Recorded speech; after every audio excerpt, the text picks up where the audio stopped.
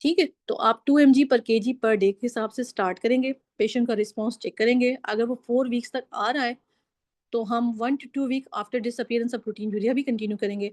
Maximum 6 weeks देंगे, 6 week से ज़्यादा हम नहीं देते। अगर 6 वीक्स तक पार्शियल रिस्पॉन्स नहीं आ रहा तो हम उस पेशेंट को लेबल करते हैं स्टीरॉयड रेजिस्टेंट। ठीक है। अच्छा, इसमें आपके ना 4-5 क्वेश्चंस हमेशा आते हैं ना, हर दफ़ा आते हैं कि अगर पेशेंट है आपका एमसीडी का, आपने उसको स्टार्ट किया ट्रीटमेंट, इनिशियल उसको रिस्पॉन्स आ गया, अब वो बार बार रिलैप्स के साथ आ रहा है। लेकिन एक फ्रीक्वेंट रिलैप्स होता है, एक इनफ्रीक्वेंट रिलैप्स होता है, और एक स्टीरॉयड डिपेंडेंट है, एक स्टीरॉयड रेजिस्टेंट है।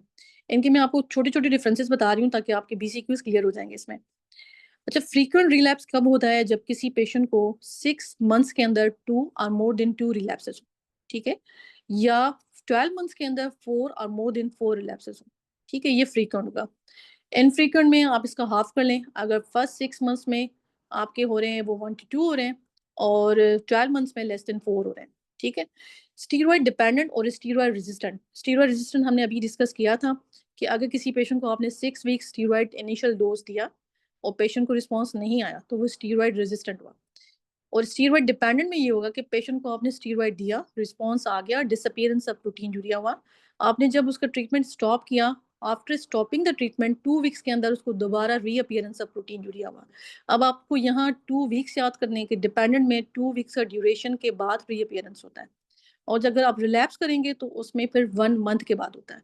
ठीक है, तो ये छोटे छोटे डिफरेंसेस हैं जहाँ से आपके बीसीक्यूज निकलते हैं। ठीक है, तो अगर किसी पेशेंट को आपने इनिशियली दिया था स्टीरॉयड थेरेपी आपने 4 to 6 वीक दिया, रिस्पॉन्स आ गया तो आपने फिर उसको आगे टेपर करके स्टॉप कर देना है नेक्स्ट 4 to 6 वीक्स में। लेकिन अगर आपका फ्रीक्वेंट रिलैप्स वाला पेशेंट होगा तो उसमें आपकी drug of choice will be cyclophosphamide. ठीक है, आप फर्स्ट चॉइस वो देंगे, इसके अलावा बाकी भी चीज़ें यहाँ आपको मेंशन है। उसको फिलहाल अगर बीसीक्यूज आए ना इस तरह के ऑप्शंस हो तो आपने फ्रीक्वेंट रिलैप्स में साइक्लो चूज करनी है। ठीक है, बाकी भी ऑप्शंस हैं आपके पास, रिटक्स है, लेवामिसोल है, इस तरह की चीज़ें हैं।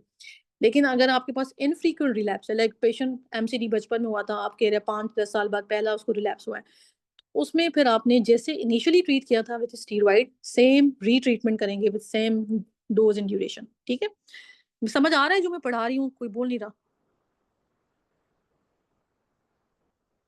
कंटिन्यू करें या कुछ रोकना है? ओके। अच्छा, दूसरा होगा आपका फ्रीक्वेंट का। आपको मैंने बता दिया कि फ्रीक्वेंट में आपने साइक्लोफॉस्फामाइड देनी है, इनफ्रीक्वेंट में आपने रीट्रीटमेंट करनी है विद सेम इनिशियल जो आपने थेरेपी की थी।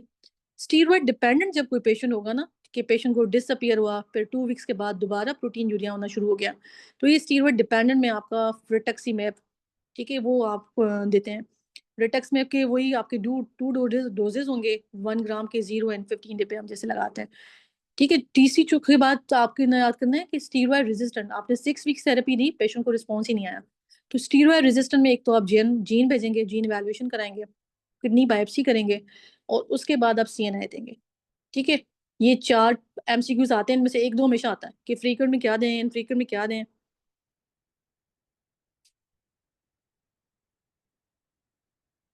अच्छा, ये है कि अगर आप ब्रॉडली डिवाइड करें, हम एक तो less than 12 years of age group हमने बनाया, एक मोर देन 12। मोर देन 12 में तो आपने पहले बायोप्सी करनी है और पर लीजन देके आपने डिसीजन लेना है। ठीक है, अगर less than 12 years of patient आया आपके पास तो आपका first line of treatment will be steroid. 2 mg पर केजी पर डे से आप स्टार्ट करेंगे। ठीक है, मैक्सिमम 60 देंगे, 4 to 6 वीक्स की आप थेरेपी देंगे। ठीक है, 4 to 6 वीक्स की थेरेपी हम देंगे, फिर रिस्पॉन्स चेक करेंगे। अगर पेशेंट इंप्रूव हो गया तो नेक्स्ट 4 to 6 वीक्स में हम टेपर करके पेशेंट का डोज स्टॉप करेंगे। हम 5 mg रिड्यूस करते हैं एवरी 1 to 2 वीक, और नेक्स्ट 4 to 6 वीक्स में हम उसको स्टॉप कर देते हैं। ठीक है, ये नॉर्मल सिनेरियो हो गया। अब हम उस पेशेंट का रिलैप्सेस चेक करें कि पेशेंट है जिसको इनफ्रीक्वेंट रिलैप्स हुआ है, लाइक फर्स्ट है या लेस देन 2 in 6 मंथ है, लेस देन 4 in 1 ईयर है, उस वाले पेशेंट में जो आपने इनिशियल रिजीम दी थी, अगर उसको कोई कॉन्ट्राइंडिकेशन टू स्टीरॉयड नहीं है तो हम सेम वही थेरेपी या वही रिजीम रिपीट करेंगे, लाइक इनिशियल थेरेपी। ठीक है, दूसरा पेशेंट होगा जिसमें फ्रीक्वेंट रिलैप्स होगा। फ्रीक्वेंट रिलैप्स में आपको डेफिनेशन मैंने बताई कि more than 2 in 6 month and more than 4 in 12। ठीक है, उस वाले पेशेंट में हम साइक्लोफॉस्फामाइड हमारी फर्स्ट चॉइस होगी। इसके अलावा हमारे पास जो ऑप्शंस हैं वो आप माइक्रोफिनोलेट है, रिटक्स है, लेवामिसोल है। तीसरा आपका सिनेरियो होगा जिसमें पेशेंट स्टीरॉयड डिपेंडेंट होगा। स्टीरॉयड डिपेंडेंट में हमारी फर्स्ट लाइन रिटक्सिमैब है और स्टीरॉयड रेजिस्टेंट जो पेशेंट होगा उसमें सीएनआई है, लेकिन after gene evaluation and renal biopsy. ठीक है? तो अभी कोई कंफ्यूजन है तो मैं रिपीट करूं?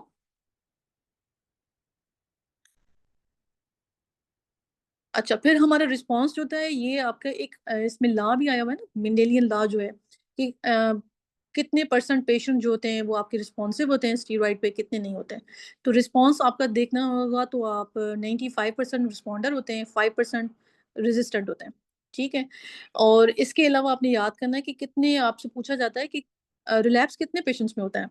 तो ओवरऑल 75% में होता है, जिसमें 50 वाला फ्रीक्वेंट है, 25 इनफ्रीक्वेंट है।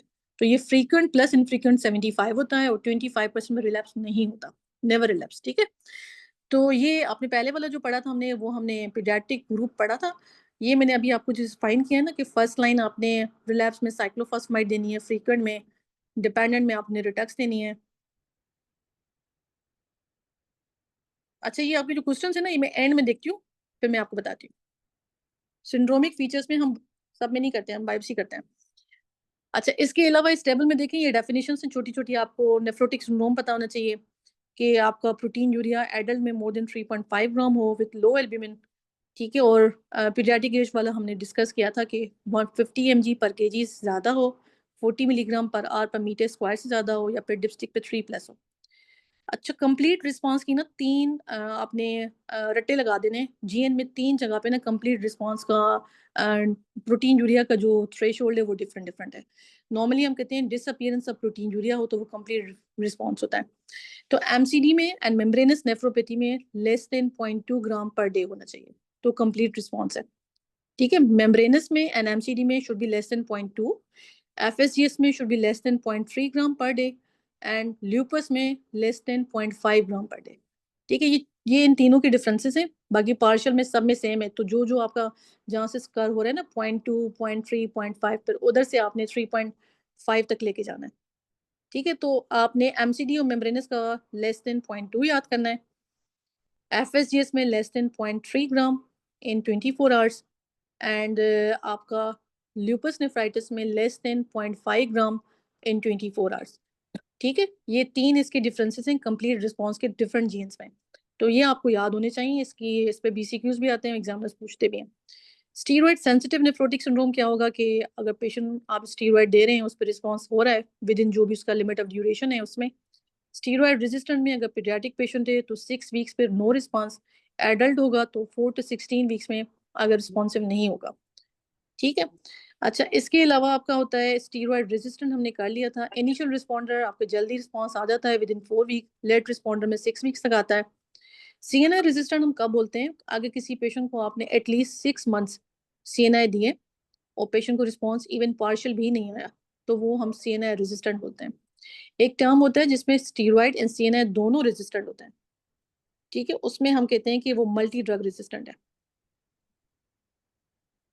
ठीक है? पार्शियल रिमिशन में यही है कि आपका 50% फ्रॉम द बेसलाइन डिक्रीज हो, फिर वो आपने जो जीएन पकड़ा है ना उसको वो 0.2, 0.3, 0.5 आपको याद होना चाहिए।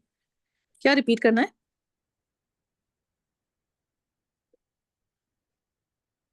दोबारा बताऊं ये? ओके। सीएनआई का आपने, स्टीरॉयड का जैसे आपने पीडियाट्रिक पॉपुलेशन में आपने याद करना है 4 to 6 वीक्स। अगर 6 वीक्स ऑफ स्टीरॉयड पे रिस्पॉन्स नहीं आया तो वो स्टीरॉयड रेजिस्टेंट है चाइल्डहुड में। अगर 16 वीक्स तक रिस्पॉन्स नहीं आया एडल्ट में तो वो स्टीरॉयड रेजिस्टेंट होगा, क्योंकि उनमें आपने ड्यूरेशन दोनों का अलग अलग याद करना है। एडल्ट में हम 16 वीक्स तक देते हैं स्टीरॉयड को। ठीक है? और जो लेस देन 12 ईयर्स होते हैं उसमें हम 4 to 6 वीक्स देते हैं। इसी तरह सीएनआई रेजिस्टेंट आप तब लेवल करते हो जब एटलीस्ट आपने पेशेंट को 6 वीक्स ऑफ सीएनआई थेरेपी दिया आपने और आपके पेशेंट को पार्शियल रिस्पॉन्स भी नहीं आया, तो बिफोर 6 मंथ आप सीएनआई रेजिस्टेंट लेवल नहीं करते। ठीक है? फिर होता है मल्टी ड्रग रेजिस्टेंट, जिसमें आपकी दोनों रेजिस्टेंट होंगे, स्टीरॉइड भी एंड सीएनआई भी। स्टीरॉइड को वही ड्यूरेशन आप याद रखें और सीएनआई को वही 6 मंथ।